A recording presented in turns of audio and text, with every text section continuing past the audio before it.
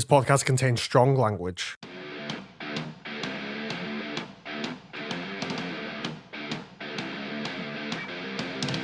Hello, everyone. It's me, your favorite bone idol blank blank, Ryan. And today, I was thinking, as I often do, about content creation. And I wanted to talk about it because it's been my life for the past 3-4 years professionally, which is crazy for me to think about. It's, as with a lot of kids of my generation, it was sort of a pipe dream. Like, I was 11, 12, that kind of age, when you had that old golden era of YouTube, especially with the Let's Players really starting to hit their stride. And I really fucking miss it, is the first thing I wanted to talk about. I've been listening recently to the podcasts done by some of the old Rooster Teeth guys. We've got like Morning Somewhere with Bernie and the So Alright podcast with Jeff. Fucking love Jeff. There's probably no one outside of like my friends and family who's had as much of an impact on me as Jeff Ramsey in my life ever. But in listening to these podcasts, it's really expanding my view on not only what I missed so much about the old days of content creation, because these guys are like the living embodiment of my childhood and that era of YouTube and the internet and all that sort of stuff. And it's really interesting to hear them now. And they've changed, they've evolved. I mean, they're doing podcasts rather than like, Red versus Blue. But they're still the same people. And they still have that same energy and the same vibe. So it's really interesting to sort of hear that and experience that sort of older style of content that I loved, but still coming out today and with all the sort of modern bells and whistles and polish and everything. But the other thing that it really has expanded my view on is how they viewed content creation back then, because they were pushing it, they were the pioneers, so they couldn't look at something that they were doing and be like, this is how Mr. Beast does it, and this is how PewDiePie does it, whatever. They had no frame of reference.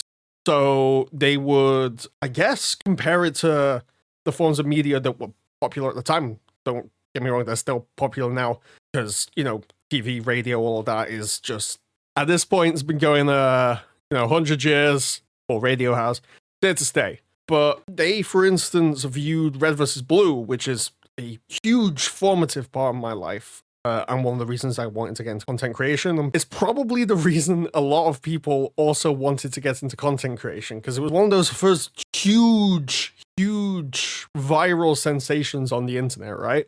Longest running web series of all time, not including, was it that Star Runner or something?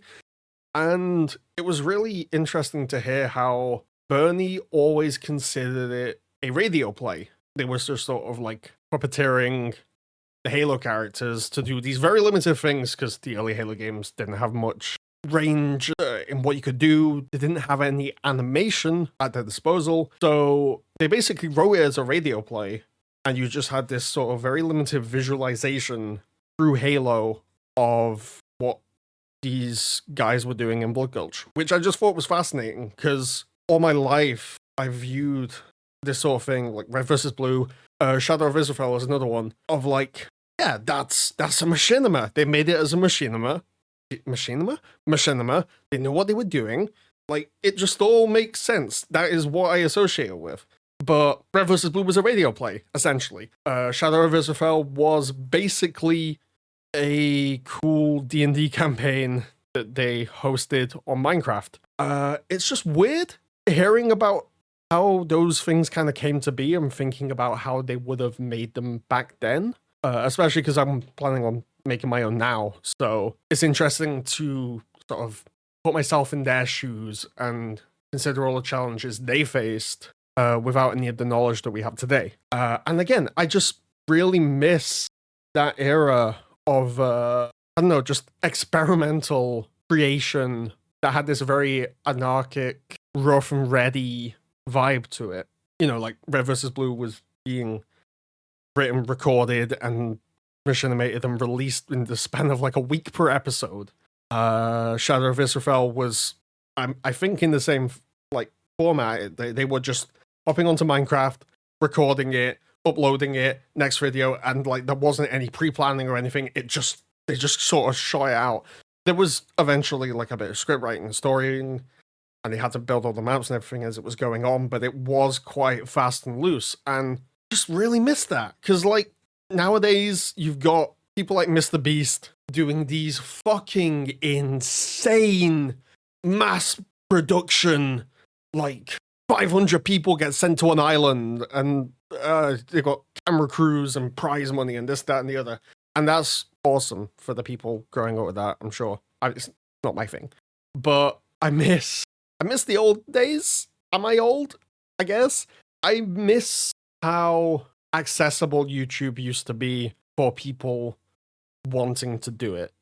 Now, and it's a problem a lot of people brought up, don't get me wrong, that you get people like Mr. Beast, and then you get a bunch of imitators, and then that's more or less like the only way you're going to get major traction on YouTube is to imitate these things that cost so much money or cost your fucking public reputation by, I don't know, going out and doing pranks. I mean, that was maybe, I'm maybe talking like 4 or 5 years ago, YouTube trends right now, but it just doesn't feel as accessible and warm and welcoming and like throw something at the wall and see what sticks. I miss that. I want to try and bring it back. I think that was the thing. I've been doing content creation in some form on YouTube since, God, 2009. I don't even want to think. And one of the problems I've had is always looking at what people have been doing at the time and thinking, I need to do this. I talk about how accessible it was, but, you know, going back 10, 15 years, Rooster Teeth Red vs. Blue, there was still a lot of people behind it. Yogscast, still a large group of people, all coordinated, and, you know, it's awesome and everything. Not exactly something that an 11-year-old boy can do in their free time after school.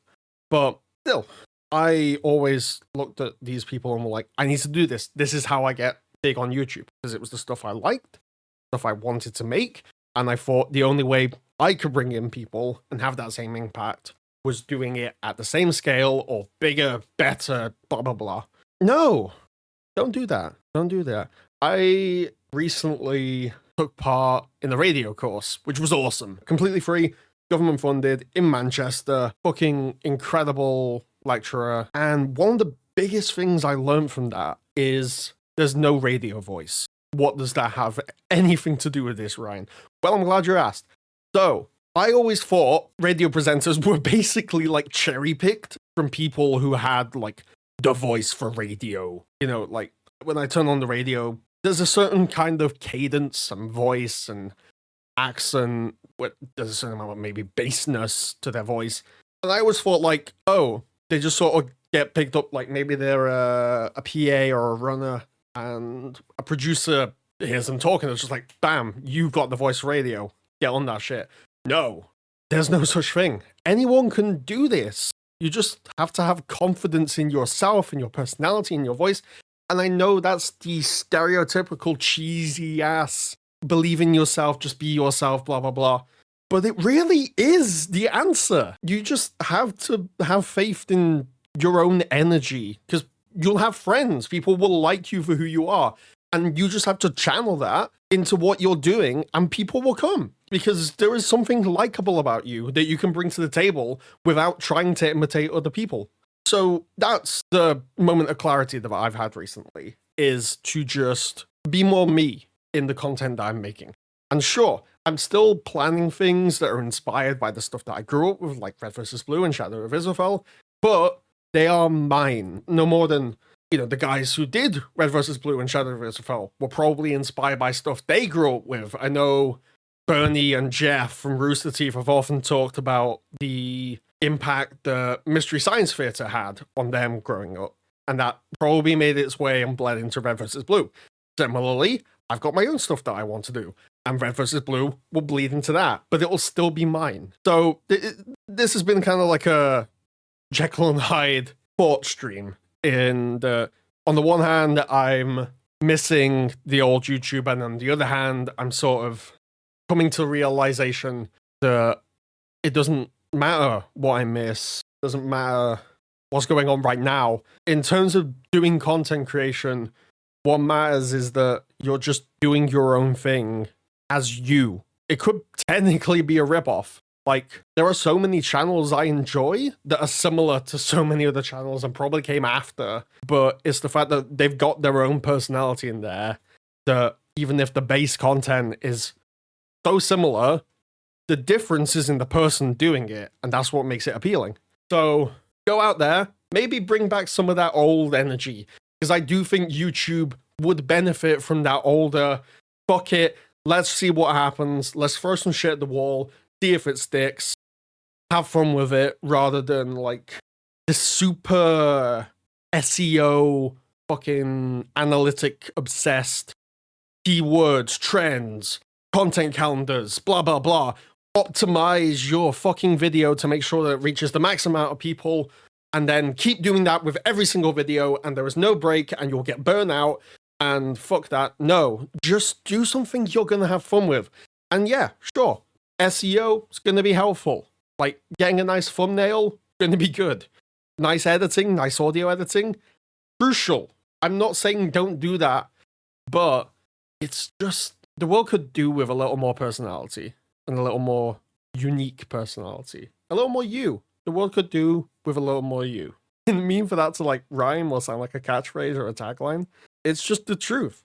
I think YouTube, content, Twitch, whatever, would be a brighter place if more people just embraced who they are rather than trying to imitate the next big trend or the next big influencer. So yeah, that's my piece. That's my penny for my thoughts, whatever the fuck, I don't know.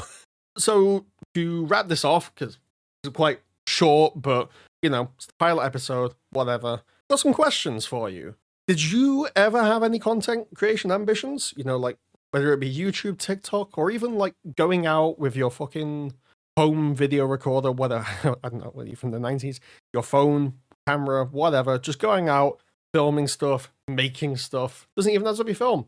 You know, Photoshop, poetry on Archive of Our Own, anything's content creation, really. You're just creating content. Have you had any ambitions? Do you create content right now? Do you wish that you stuck with something? Have you stuck with something? Has it worked out? Let me know. Email WeSellPlantsManagement@gmail.com with the subject title, Bone Idol Question, and let me know. I'd love to hear your thoughts. But yeah, thank you so much for listening to me ramble and rant into a microphone for like 10-15 minutes. I don't know how long this is going to end up, but thank you, and I will see you in the next one. Have a lovely day or night wherever you are. Peace out. Bye-bye.